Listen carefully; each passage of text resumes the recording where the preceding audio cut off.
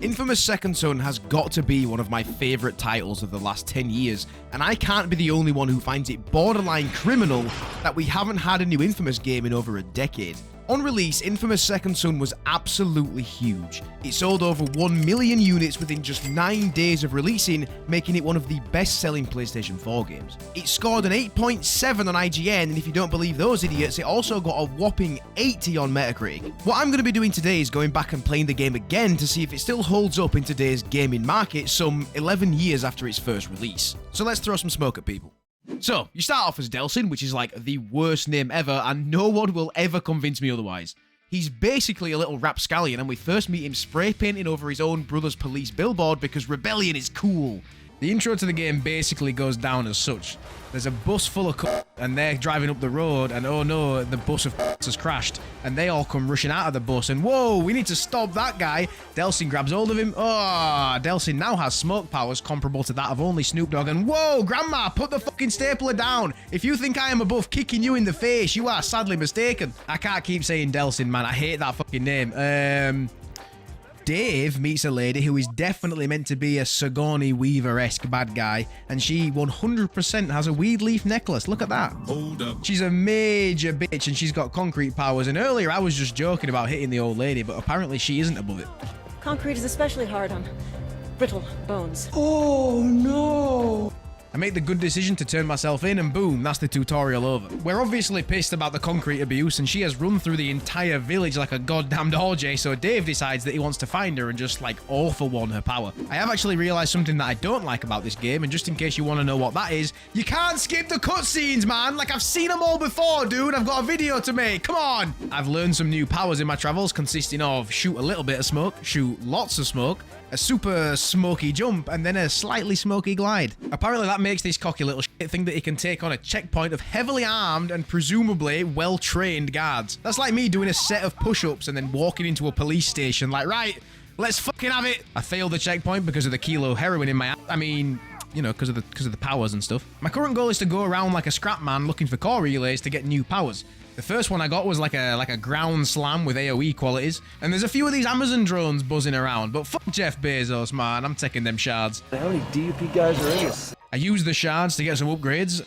That's another core relay down, and now I can bust loads of smoke so dense they act as rockets. Every new power I get slowly just fulfills the name of bioterrorist even more. I now have grenades, and what they do is actually give me the choice to subdue or to mercilessly beat people, which is great for karma farming. I did my first district showdown, which involved taking down an actual helicopter.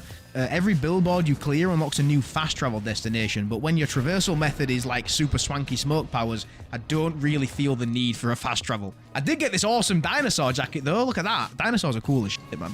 This is a bit of a side objective. There's multiple of these dotted around the map, and they're all different types.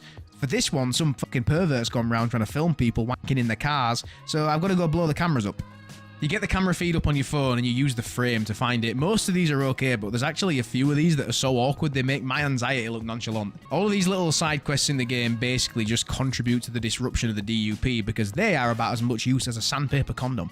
Okay, I just want to quickly talk about how well Sucker Punch utilised what was brand new technology at the time. I don't think you realise, like, this was new shit. The touchpad was a really weird addition to a gaming controller. It didn't really feel like it had a place, and it kind of doesn't now. But they made good use of it here.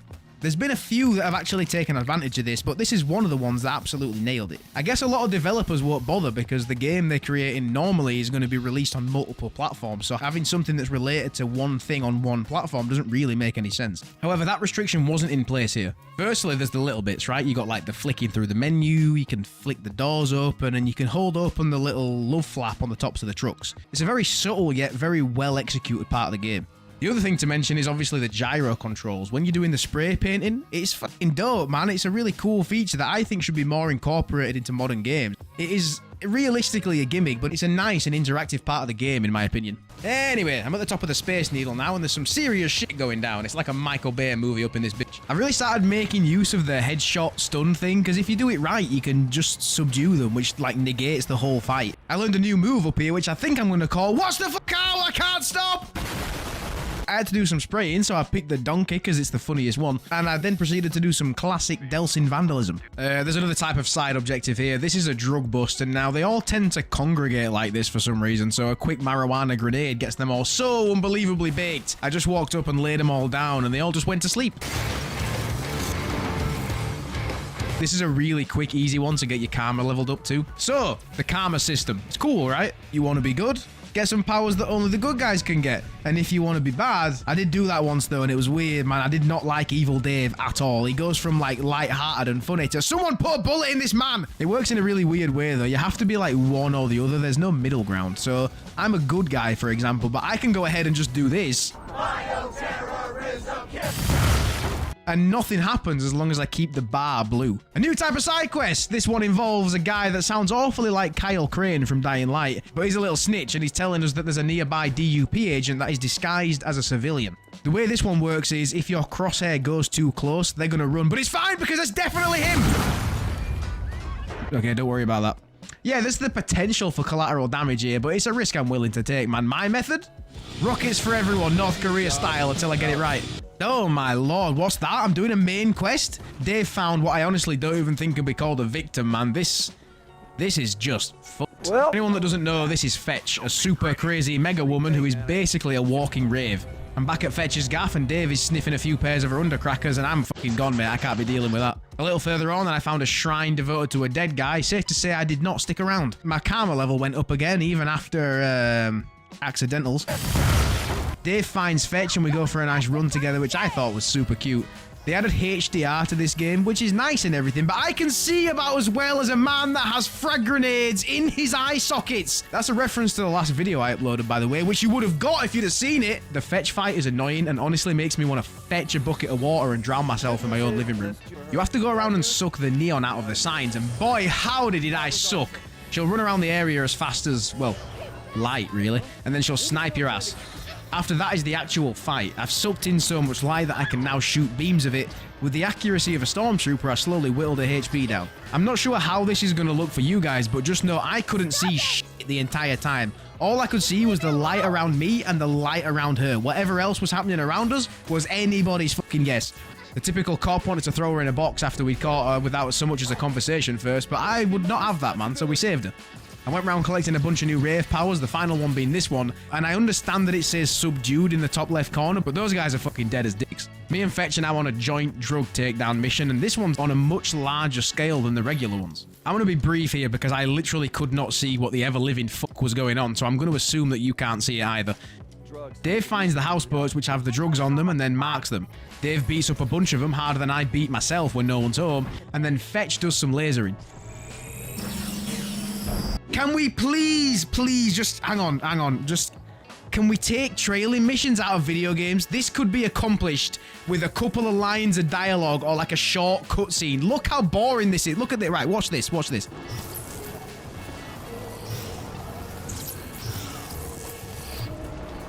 It fucking sucks, right? If you're enjoying this video, feel free to stick a like on it, by the way. It really does help me out. My karma level went up just like my dick to a big fat 4, which now means my super spectral sprint goes forever. Didn't matter though, because now I'm doing a mainline mission and the fucking man is forcing me to use the smoke powers again, but at least it means the HDR can stop giving me violent seizures. Cool thing I noticed, well, I mean I noticed it like right at the start of the game, but if you have a group of guys and there's just one left that watched you superpower his friends to death, they'll sometimes just give up. The reason I'm here is for the first confrontation with Ripley, but she's too much of a pussy-ass bitch to fight me herself, so she sends out old Solomon over here. She turns all these lights on because she wants to see Dave use his newly acquired disco powers. Luckily, I upgraded the shit out of him beforehand, so I can just slow-mo his ass. I was about as stubborn as the old guy from Up in this fight, and I didn't want to give her the satisfaction, but she had me at check, so I had to suck the neon, and then I just lasered his ass like a kethead at a rave. Dave's in a new area now where there is a convenient amount of neon signs. A new ally pops up here, and as a team, him and Dave really come through with some bioterrorist shit. I took the supporters of a bridge out, and then right in the middle of my Raid Shadow Legends session, the DUP showed up. I'm gonna be honest, I was half playing this and half watching a Northern Lion stream at this point, so I can't tell you why, but I'm looking for buses. And when I got to this one, there were fucking angels everywhere, but apparently they were on my side, and that is about all I can tell you. It's looking like this video is going to be about an hour long, and I can't even listen to myself for that long, so I can't imagine that you lot want to. So, unlike me during sexy time, I'm going to see if I can finish a little sooner. There's an escaped conduit hiding in a shitter, and when Dave eventually finds him, one of the angels from earlier carry him off.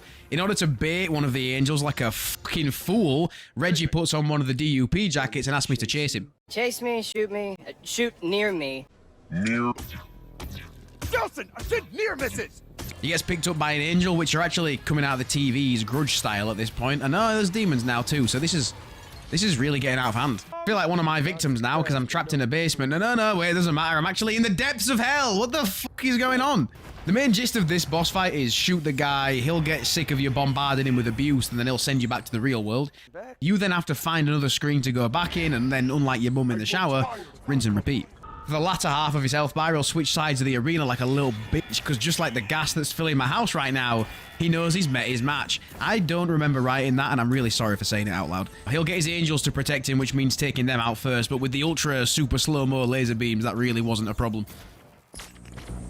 Turns out that it was Eugene, the little fucking nerd that was supposed to be helping us the whole time. Once again, Reggie's a fucking dick and wants to lock this kid up. He's just spent the last 5 minutes explaining how he was bullied at school and that's how his powers manifested, and then spent a further 6 years being tortured by Sigourney Weaver. The kid goes free, man. It's not even a question, is it? I spent the next 20 minutes collecting upgrades for the newly acquired video power, and honestly, I know this game's a decade old, but video? I understand 4K might be a bit of a stretch at this point, but you could at least give me Blu-ray powers.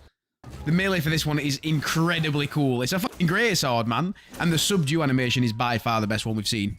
Fast forward about 10 minutes and I'm fighting for my shitting life, and Eugene is nowhere to be found, even though he's supposed to be backing me up. I use my ultimate, proper good, my dick is huge ultimate move, and then Eugene shows up after everyone's taken care of. Dave and Frank are now locked into a death race, and Dave really wants to talk about it, but it looks like Frank wants nothing to do with it. We eventually catch up and decide to infiltrate Sigourney Weaver's rocky fortress of doom, and it turns out he's a fucking snake, man! I swear, just you wait till I get hold of you, Frank. I'm gonna lick your little bald head. I'm not scared to make it gay. Don't test me, man. Okay, I'm no genius. In fact, I'm far from it. Some might even go as far as saying I am fucking dumb as dicks, but I know a boss area when I see one. Also, why isn't Dave able to break the concrete on his hands if he breaks out of the other ones so easily? No! Lindsay, don't! So, I get it. That's Dave's brother, and I'm supposed to care about the fact that that's just happened. But it's not my fucking brother. That guy's been pissing me off the entire time. Just saying. Okay, so the fight.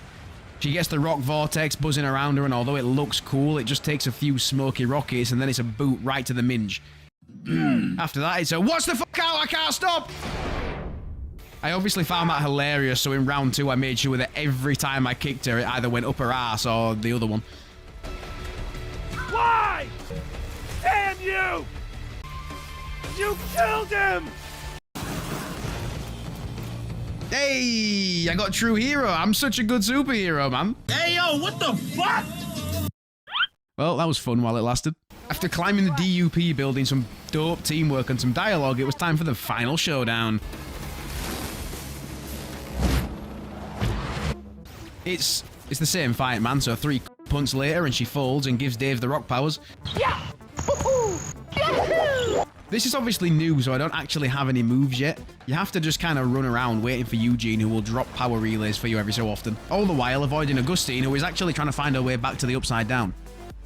You end up with the basics. You get a jump, a dash, a primary fire, and a heavy fire, and after that it's just dodge, attack, dodge, attack. This is a primary example of what we like to call the Dark Souls paradox. I'm not one of them Souls purists, but after you've experienced that level of combat, stuff like this just doesn't touch the sides of my well-seasoned gaming vagina.